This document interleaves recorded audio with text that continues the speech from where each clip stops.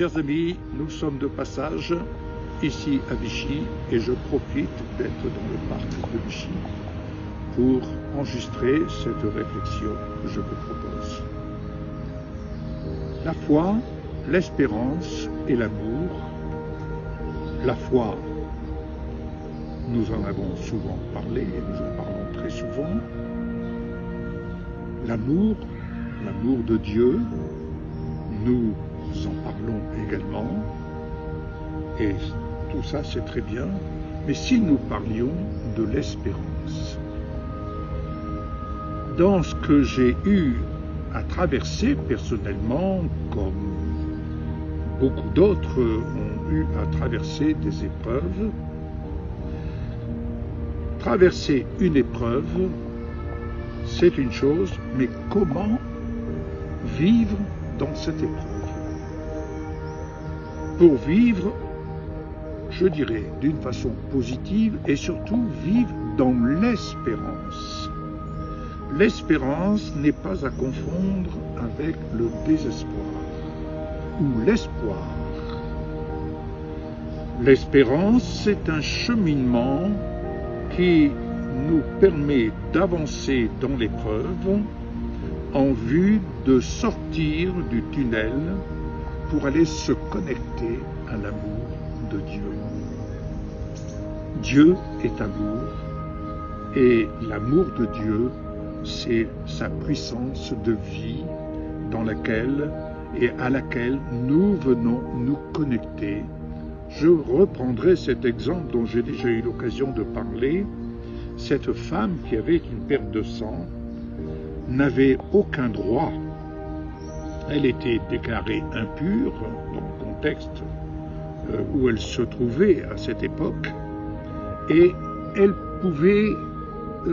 ne pouvait pas aller se permettre de toucher le vêtement du sacrificateur car lui-même pouvait être à ce moment-là déclaré impur. Mais toutefois, elle a fonctionné puisqu'elle a entendu parler de Jésus. Elle en a entendu parler.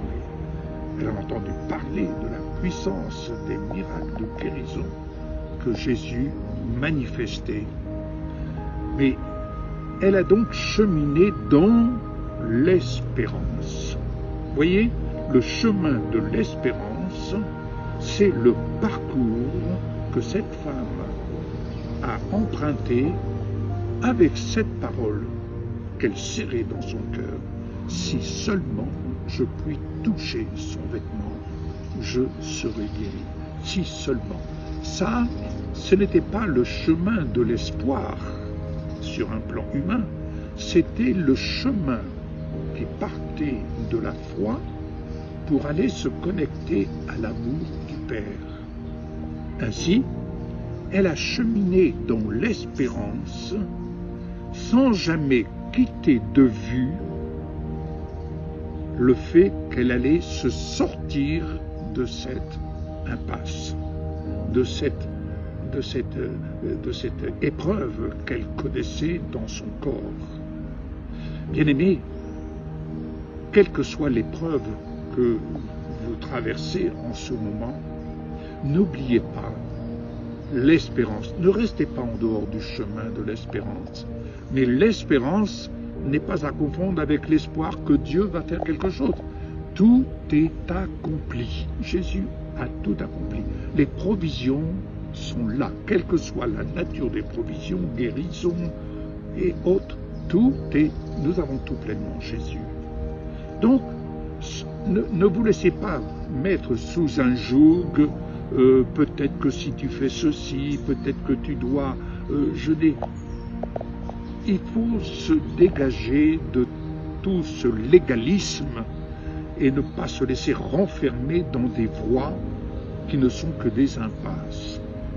La foi, c'est un engagement à marcher dans l'espérance de dire « Le Seigneur me donne le moyen d'en sortir. Le Seigneur me donne, certes, je suis en ce moment prisonnier dans mon corps, mais la parole n'est pas captive. Mon esprit n'est pas en captivité. Mon âme n'est pas en captivité.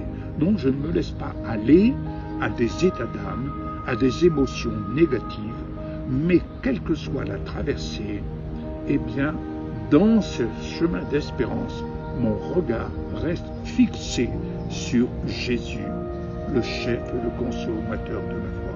Voilà, le chemin de l'espérance, c'est le chemin où vous apprenez à consommer l'esprit de la parole. Consommez, ne vous en privez pas. Consommez les promesses de Dieu. Parlez les promesses de Dieu. Nourrissez votre esprit des promesses de Dieu. Et dites à votre âme, mon âme, ne désespère pas. Nous sommes sur la voie de l'espérance. Dieu nous assure qu'il nous donne le moyen de sortir de cette voie, de cette épreuve. Est-ce que vous comprenez? Et lorsque cette femme est arrivée à toucher le vêtement de Jésus, j'ai déjà eu l'occasion de le dire, mais je le redis encore, lorsque cette femme a eu l'occasion de toucher le vêtement de Jésus, elle s'est entendue dire, ma fille, ta foi t'a sauvée. Qui lui a parlé à ce moment-là? C'était la voix du Père qui habitait le Fils, et le Fils habitant le Père. Voyez-vous, le chemin de l'espérance, c'est le chemin où vous apprenez à consommer l'esprit de la parole, à vous fortifier dans ce chemin de l'espérance, à vous fortifier dans votre esprit et à vivre à ce que votre âme goûte à la paix de Dieu, car Jésus vous attend à l'autre bord. Dans cette épreuve que j'ai eu à traverser, ça a duré très longtemps. Pour moi, ça a duré très longtemps. Ça a duré 6 mois, dirais-je. Et mon épouse a pris soin de corriger en me disant, ça avait déjà commencé 6 mois auparavant. Et donc, durant une année, traverser cette épreuve où j'étais prisonnier dans mon corps. Mais mon esprit n'était pas prisonnier, mon âme n'était pas prisonnier, parce que la parole n'était pas captive, elle est libératrice. Alors, bien-aimés, nourrissez-vous de votre espérance. Nourrissez-vous, nourrissez votre espérance. Je n'ai pas parlé de l'espoir, vous comprenez? L'espoir, c'est dire, ah, j'espère que Dieu va faire quelque chose. Non. Vous, dans le chemin de l'espérance, comme cette femme, dit, si seulement je puis toucher l'amour du Père, je serai guéri. Elle a touché l'amour du Père. Elle a été guérie. Toucher l'amour du Père. Toute épreuve doit avoir un but, celui d'aller toucher l'amour du Père. Que le Seigneur vous bénisse. À très bientôt. Au revoir.